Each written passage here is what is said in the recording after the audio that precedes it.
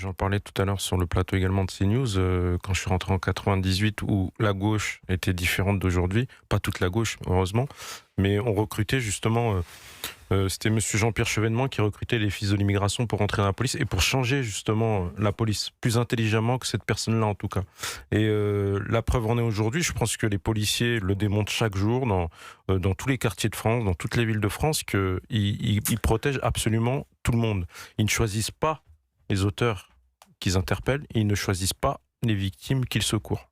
Si je puis dire, ils rebondissent par rapport à ça, ils condamnent ces propos déjà, et qu'ils ne cessent de les condamner, parce que là, c'est pas que vendredi, c'est hier, avant-hier. Chaque manifestation, à chaque fois qu'il y a une élection, on s'en prend à la police, on est devenu la variable d'ajustement. Moi, ce qui me dérange, c'est pas l'aspect, les autres partis politiques, c'est que j'aimerais que tout le monde prenne la défense des policiers, en fait. Je vois pas pourquoi on peut accepter de faire des généralités, surtout envers des policiers qui aujourd'hui sont l'image de la société. Et je pense que c'est pas du tout condamné. À se poser la question si c'est pas fait exprès, honnêtement. À se poser la question. Parce que hier, on n'a pas choisi les pseudo-supporters qui ont décidé de brûler 28 voitures. Mes collègues, ils demandent rien, ils se lèvent le matin, ou ils travaillent, ils font leur nuit pour les nuiteux, ils font juste leur travail, et à chaque fois qu'ils allument leur téléviseur, c'est pour qu'on dise du mal d'eux. Surtout venant de ce mouvement, parti politique, je ne sais pas vraiment ce que c'est.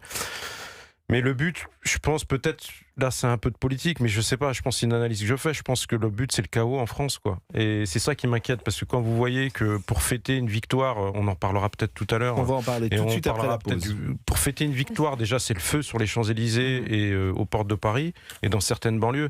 Bah alors si jamais maintenant la France, déjà la sécurité va pas bien, les gens sont de moins en moins solidaires, je pense que ce parti-là il nous divise, alors que normalement les députés devraient être là pour tous nous rassembler. On peut avoir des idées différentes, des cultures différentes, des religions différentes, mais avec eux c'est pas possible en fait.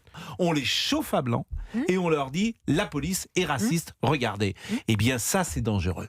Je pense que ça s'appelle de la manipulation. En fait. Et est-ce que dans ces tweets, je sais pas, j'ai pas pu voir votre téléphone de là où je suis, mais est-ce qu'il parle des 14 policiers blessés ?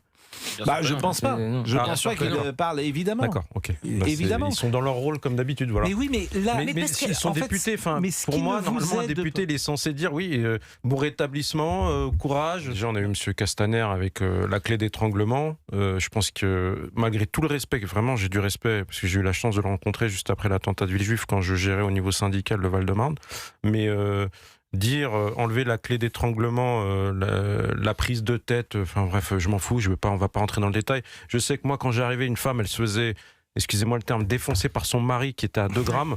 Moi, j'avais qu'une chose. Quand j'étais tout seul avec un effectif féminin, j'avais que ça en fait. J'avais que la clé d'étranglement pour neutraliser l'individu. Sinon, il me faisait subir à ma collègue et à moi la même chose qu'il faisait subir à sa femme. Et ces gens, en fait, c'est des comportements pour moi, de technocrates qui prennent la parole dans les médias et qui font une grosse boulette. Et ce qui s'est passé de fort, ce que j'aime bien dans ma police, c'est qu'aujourd'hui, on ne veut plus se laisser faire. Et les propos, la deuxième phase, ça a été les propos dans le brut du président de la République quand il a parlé de violence policière. Mais nous, ça nous a fait, on s'est pris un coup de massue. Bien sûr.